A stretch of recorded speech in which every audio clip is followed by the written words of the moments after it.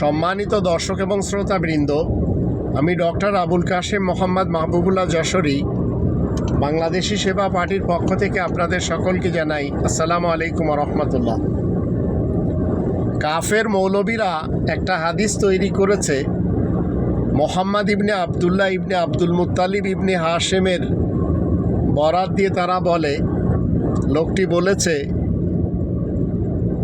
সূরা ইখলাস 3 বার পড়লে পুরো কোরআন পড়ার সওয়াব পাওয়া যায়।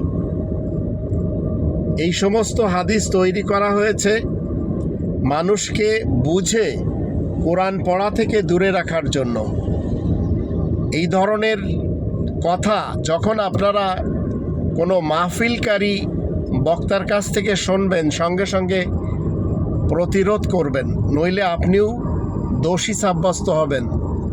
মনে রাখবেন, এগুলি সবই কোরআন বিরোধী স্টেটমেন্ট।